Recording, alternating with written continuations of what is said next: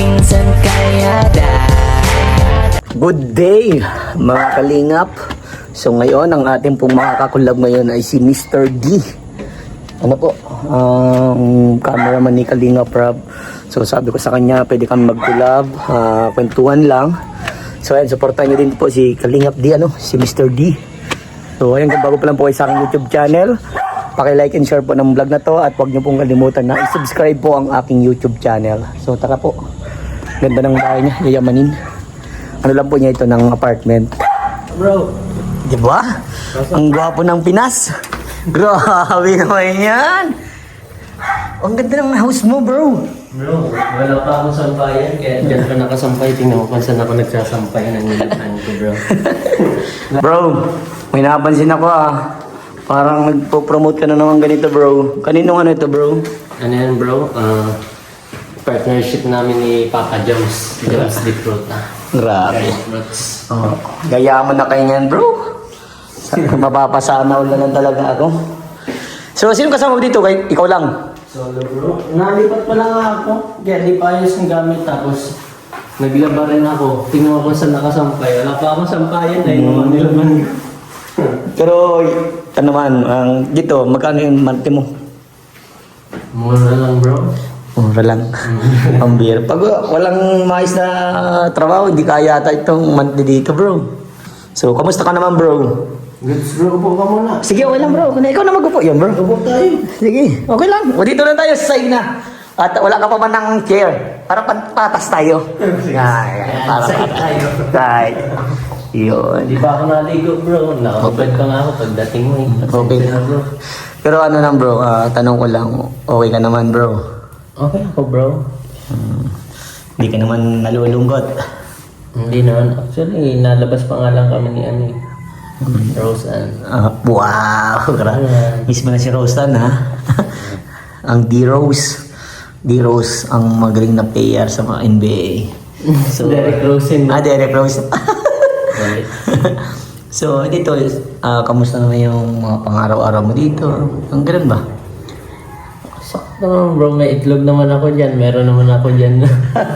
Ano rin, mga instant noodles. Mabilis ang luto. Pero marunong mo naman siguro magluto, ano? Minsan naluto. Kaso, baka wala ka pa dito ng mga lutuan. Meron. Nagbili akong mga appliance. Ano yun ang SM sa akin? Gift voucher. Wow! Ang halagang 10,000. Yung binili ko ng appliance doon. Paano ba nakakakuha ng ganun? Talent fee yun sa akin. May project kami sa SM na gano'n. Yun ang pinakaano sa'yo. At least kahit pa paano, mayroon ng nakaka-utay-utay, Bro.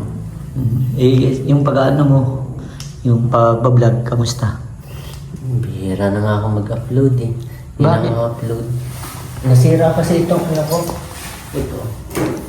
Yung hard disk. Disk drive. Nandiyan yung ibang vlog ko. Kaya kailangan ko pang magbili ng SSD external din. Mariretrieve pa. Hindi ko lang alam. Yung mga i-upload. Siguro 4 pa yung vlog ko dyan na i-upload ko, i-edit ko. Kaso lang nasira. Pero may tanong ako sa'yo, bro. Na, buti walang multo dito. Wala naman. Hindi, joke lang. Ito lang, tanong ka. Di mo ba namimiss yung yung samahan natin? Sa mga K-boys, yung sama-sama natin. Ganun.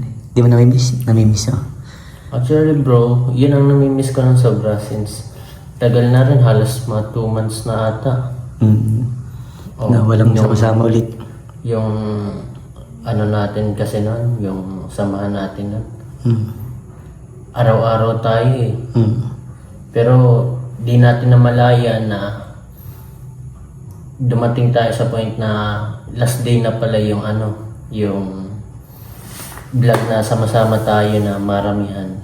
Kasi syempre maraming nabago. Di ba? Ako sa second channel na sa tahanan na ako nagkakamera. Tapos yung sila Kalingap Rob focus na rin ata sa family vlog, di ba? Yeah. Pero gayon pa man, mahalaga na andito pa rin tayo. Hindi pa rin nakakalimot. Mm. Pero namimiss mo pa rin yung pinaka-banding samahan natin. Nakakamiss talaga yan. Mali mo, nag-ano lang si Kalinga Prab. Papahinga lang talaga, nag-iisip ng magandang Pero sabi daw ba niya, hindi naman daw siya makakalimot sa pag-charity. Parang mababawasan lang siguro. Nandun pa nga, kahit doon Focus na kahit doon sa bago niyang channel, na nag-ano pa rin siya doon ng charity. May charity pa din nga, di ba?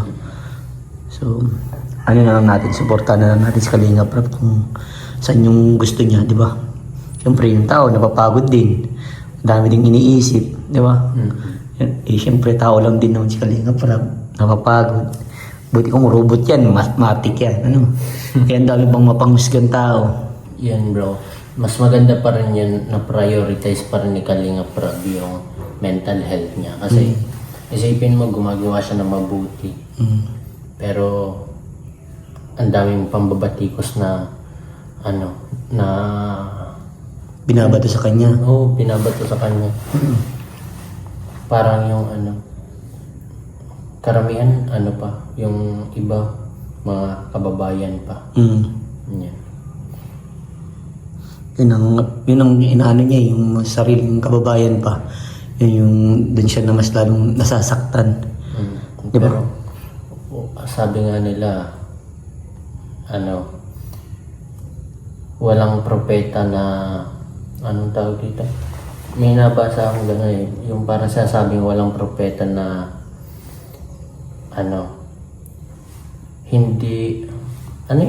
hindi binatiko sa sariling bayan. Parang gano'n yung thought ng pero hindi yung exact word na. Parang gano'n. Parang gano'n din ang nangyayari. So, sa ngayon na nakikita mo yung pinagdadaanan ni Kalinga Prab, ano yung mo? May advice mo sa kanya? Kay Kalinga Prab, tuloy lang. Tuloy lang. Yun lang naman dahil yung yung mga pambabatikos, kahit anong gawin mo naman, mabuti man ang gawin mo, may masasabi pa rin sa iyong tao, di ba? Kaya, tuloy lang. Pero kung sa'yo bro, nang gano'n na nangyari, ano yung gagawin mo? Akin naman, ang mga may nasasabing tao, kung hindi ko naman totally kilala, hindi naman malapit sa puso ko.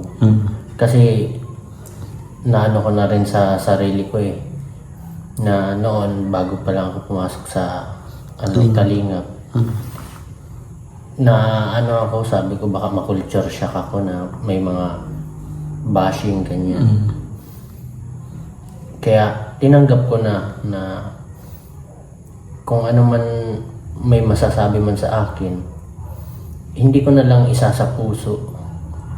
Parang lang, deadma lang. Deadma na lang. Deadma sa basher. Deadma sa basher. So, ayun. So, ito na, itong mo. But, sayang yung vlog, dapat tuloy-tuloy lang din, Para, syempre, kilala ka na din. Syempre, hindi Rose ba? Magka-upload na rin ako, bro. Yun. Lang talaga, compromise lang ako dito sa, artist mo, no?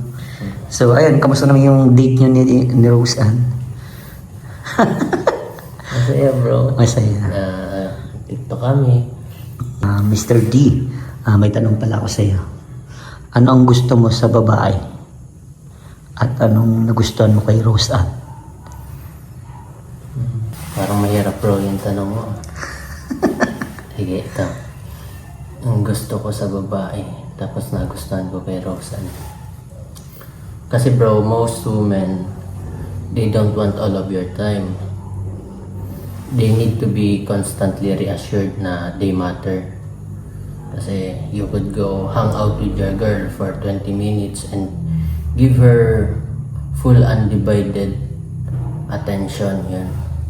Instead of taking her to movies, spending 6 hours, tapos isipin mo, that's building a relationship.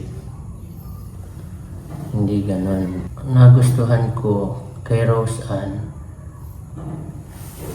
naiintindihan niya na busy ako minsan, busy rin siya. So, kumbaga gusto ko yung maintindihan ako dun sa bagay na dapat, kumbaga practical. Kasi hindi naman all of the time labi-dabi. Yung, even hindi pa kami, kumbaga, siyempre sa ligawan phase, ano yan, nandyan yung too much emotion na kilig-kilig, diba? Tapos isa pa sa nagustuhan ko kay Rose Ann, yung pag naandun kami sa meron kaming time together, hindi siya yung magpapara cellphone yan. Parang Kwentuhan talaga niya, banding niya talaga.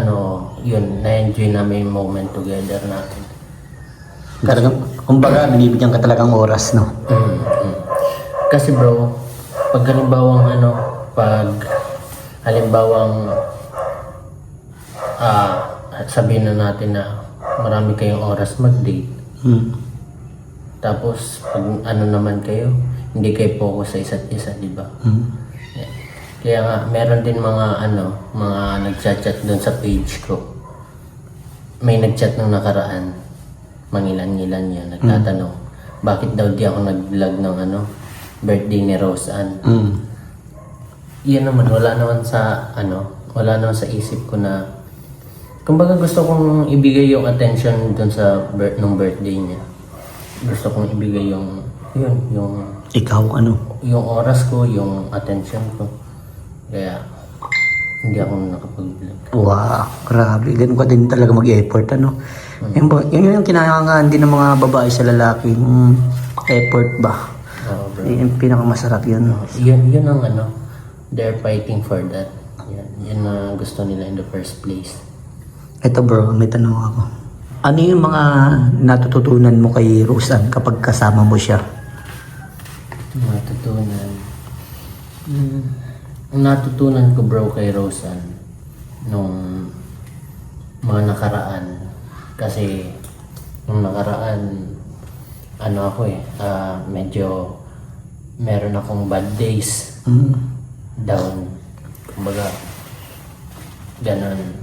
Natutunan ko sa kanya dahil kausap-usap ko rin siya, nag-open rin ako sa kanya. Kumbaga open kami sa isa't isa. Nabanggit ko sa kanya na medyo na-stress ako. Natutunan ko sa kanya yung pagiging malakas, kasi hindi all the time malakas tayo . Natutunan ko sa kanya na sa kabila ng mga hamon, tuloy lang. Yun ang yung laban lang. Tuloy lang, kasi sa buhay natin, sobrang daming positive. Tapos kung may darating na negative, kung para isipin mo yung negative bro, sayang yung mga positivities na dumating. Kaya natutunan ko yun sa kanya na. Wow. So ito bro, di ba may nangyari sa'yo? Na-aksidente ka. Ano yung naging reaction niya? And that time na yun na na-aksidente ka, lalo sa motor. Ano yung unang niya sa'yo? May message. Siyempre may message ka o pinuntahan ka. Ang pinakauna ko bro na sinabihan nung na-aksidente talaga ako, si Rose Ann. Kasi natatakot ako sa magiging Resulta. reaction ng parent ko. At pag tayo alalahanin natin, sabi ko baka ma-stress kung overthink. Nalaman na lang ng parents ko, magaling-galing na ako. Kumbaga, wala nang masyadong problema, nagpapagaling na lang. Yun, na-open ko yung kay Rose Ann. Ano sabi sa iyo? Nung time na yun, nag-i-insist siya na dalawin ako ni Rose Ann. Ayoko namang magpadalaw, kaya nagsasabi na lang ako sa kanya na, gusto ko lang kahit oras mo na, kahit sa chat lang, ayoko kasi makita ako na Ganun ka. yun, nasa weakest point. Parang ayoko sabihin na ganun, ayoko ipakita. Pero thankful pa rin ako kay God. Oo nga. Always thank to God. So, yun bro. Salamat. Ito, kung mapapanood dito ni Rose Ann, ano yung masasabi mo sa kanya? Masasabi ko sa kanya. Yeah. Message bro. Ayan. Rose Ann, salamat kasi dumating ka sa buhay ko sa parang hindi ko ine-expect pero pinasaya mo rin ako. Sa bawat ngiti mo, mas gumagaan yung araw ko. Hindi man perpekto ang lahat, pero ikaw ang isa sa mga dahilan kung bakit gusto ko magpatuloy, mag-excel, at mas maging makabuluhan ng buhay ko. Sana alam mo na special ka. Hindi lang dahil sa mga ginagawa mo, dahil rin sa existence mo. At isa pa dahil sa kung sino ka talaga. Andito lang ako, sumusuporta, nagmamahal, at handang sumubaybay sa bawat kwento ng buhay mo. Marami pang pagsasama. G-Rose. Wow, grabe bro. Thank you. Grabe, nakakapilig bro ng mensahe kay Roseanne. Sigurado bro, kikiligin niya bro. Grabe. Nakaka-inspire. Kasi sobrang talagang umanga ka din talaga kay Roseanne. At yun, kay Roseanne, message ko, mag-aral siyang mabuti para makuha yung pangarap niya sa buhay. No? Nandito lang naman baga tayo para suportahan din siya. Yes, no? bro. At mga sponsor, mga nagmamahal sa kanya, di ba? Mga viewers. Thank you bro, and God bless sa iyo bro. Salamat sa pag-collab natin ngayong dalawa. No? Salamat Thank you. rin bro sa pagkakataong makapasok sa channel ni parang Vincent Calyada. Yan, nainis mo ng luto ko bro. Next time, magluluto tayo bro. Next time ulit, bro. Sige bro. Thank you bro, and bye-bye. Salamat bro. Bye.